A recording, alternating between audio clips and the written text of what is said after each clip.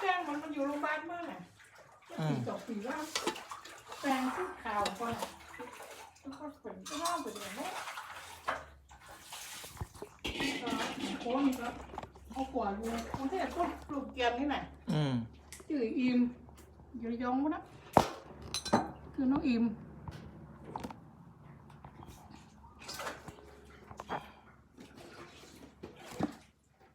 แม่จะบอกแค่ว่าอย่างก็เนี่ยสุยปูต้นนี่เป็นนอกไม่ใช่อูบนะที่อยู่บ้านเดนนั่นน่ะลูกมันจะมีปูนที่ว่าหลานเป็นผู้ใหญ่บ้านแบบมีที่ว่าอยู่นี่น่ะอยู่บ้านกลุ่มเรื่องนี่น่ะเป็นมีรถต้อมรถอย่างแบบมีแต่แล้วก็มีปูนั่นเลี้ยงมีไอ้ปีแก้วอันเหรียญตายแล้ววันเด่นน่ะน้องก็ลงนี่ก่อนนะแล้วก็ลูกนายมนี่ลูกนายมนี่เป็นตานี่จะมีพี่ยวนพี่เจียนพี่อ๋อยมีน้อยเนมีบุเนพี่เนนี่เป็นอะไรเจ้ายังมั้งไหนบุเนบาเหลิมบาหลงบาหลันจักพูดจักแล้วก็รับใจโอ้โหนั่นปอกมันนี่แล้วก็ลูกดูน้อยสีมูลลุงน้อยจับตานี่อยู่ฮุกหมูปีส่วงหมูปีนี่หมูเนี่ยปมเนี่ยพินที่อยู่พุ่นแกเนี่ยผมเนี่ยพินที่อยู่ตรงไหนที่เอาไปเสียศพบานั่นรอดสัมปสักเตาไม่มีหลายก้อลูกปุ๋ยสีมูลลูกปุ๋ยโยงลูกปุ๋ยน้อยจับตา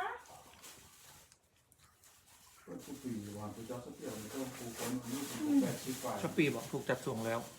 จัดงานวันเกิดเองมาไปฝากกันละก็จัดงานวันเกิดบอกผูกว่าก็ผูกควรประมาณจะสักเดียวนี่ลูกก็80 ฝ่ายแม่ก็หลานมาจัดไปเดียวใส่สถานจัดมือก้าแม่เพราะครูไม้ก็จะน้อยใจประมาณว่าก็ครูไม้ก็อยู่ตั้งแต่บวชมานี่ก็คือแบบเคยจัดอายุวัฒนาจักเตอร์แต่วันนี้ก็ครั้งแรกนี่เดี๋ยวครูบาเจนวัดมันมาเดสปามันเป็นจัดป่าย่างครูบาเจนนี่เป็นจัดครูบาเจนเรียนไปกินยาเลยกินยาก่อนเข้าแล้วกินข้าวได้เวลามาไปแล้วนี่ให้ต่อย่างยาก่อนเข้าแล้วกินข้าวอันนั้นเดี๋ยวเป็นคนเนี้ยน้ำมันเราจอยน้องกู้ครับฝากหน่อไร่ผู้ช่วยมงคลนะก่ะผู้ใหญ่มงคลจ้างปีจ้างซื้อหมูก็มาช่วยฟรีนะเข้าตอนขี่เข้าก็หินก็เหนียวแน่นทุกลูก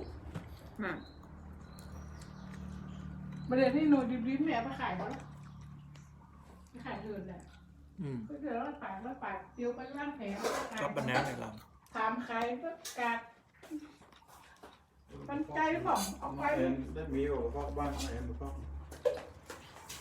มีหรอถามใครร้านมันจะมีเวลากินลูกไปงานแหม3-4 วันยาวอ่ะอยู่บ้านมันจะมีไผ่เนี่ยบอกไปโตให้เราบอกมีถึงเนี่ยบ้านไหนเจ๊เนี่ยบอกไปบุญมีถึงเนี่ยอุ้ยเตาอ้วนไฟขมครับสักหลายเนาะ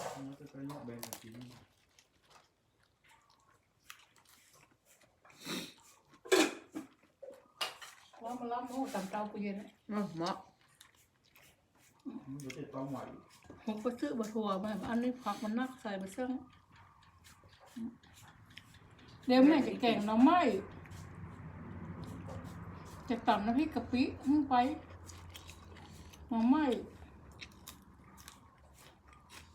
แล้วก็จะออกไปจุดปอกแล้วให้จะให้ปอกไปส่งวัดบ้านเด่นนั่นแล้วก็ปอกมาให้ปอกไว้เข้ามา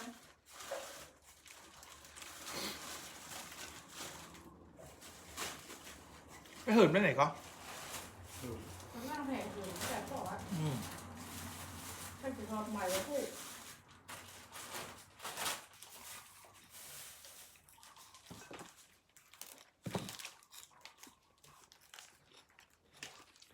มันเขาปากกองโป้งปากเนี่ยมันมาถึงบ้านสักอันสั่งบุญไปซื้อพอขึ้นพออยู่บ้านเอาไว้ไหนบอกไว้ไหนไม่ตัวบ้านมันก็เอาส่งน้ำส่งส้มให้อีกแต่จังหวัดไว้ไหนตัวบ้านเราส้มไปส่งให้แต่จังหวัดไว้เราเลยเขาฝากมาไปถึงบ้านสักวันเนาะมันเอาไปดองลำไยกันหมดอ่ะ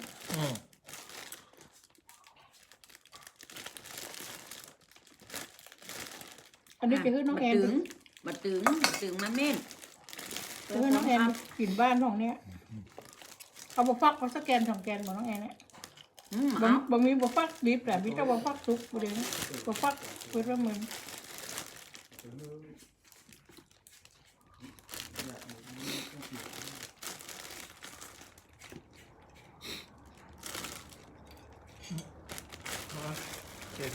อันนี้มันเขียมน้องแอนอันอย่างก็ป้ามันเขียมผมเรียกพ่อชอบป้าฝรั่งได้มา2-3 แกนไม่นี่บอกที่แมวไปได้ไม่บรดมาต้มบอกฟักข้างบนนั่นแหละต้มบอกที่แมวไปแล้วไว้กิน จะมีเนาะมาทั่วปีเนี่ยมันเปิงกับอัน แกจะมีเนอะ แบบเฮโรมอ่ะ นี่แม่ซื้อวันละไอ้รวมของ40วันดอกแก้วแล้ว6-7 จ่อมัด50ซื้อแบบว่าที่เขาแก้อ่ะ2 ถุง อันนี้พอแบ่งใส่ถุงไงบุ๋มได้ยัง มีนะก็บทัวแม่เขาแก้แล้วแม่ซื้อว่าตู้คืนเดียวไหลออกงอกของเองบทัวนี่บทัวหัวบทัวเมียงนั่นแหละแค่ตู้เย็นก่อนเนี่ยมันขาดเย็นมาแค่ได้ไหนน้ำไหม้เนี่ยมันขี้บูด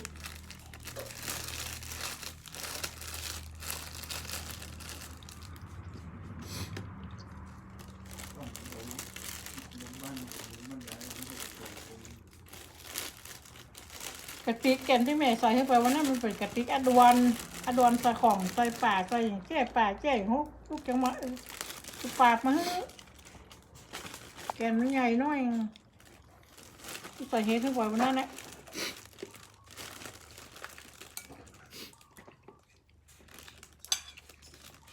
หน่อไม้นี่เขาต้มไข่มันเขาก็หลวงคุณจะทำลูกคืนเนี่ยมาแวะสั่งเจ้า6 โมงมันน่าเก่าแล้วก็มาแกะมันว่ามันเขียมแล้ววันนั้นก็ไปซื้อมาที่แววแกะถุงหมดเนี้ย140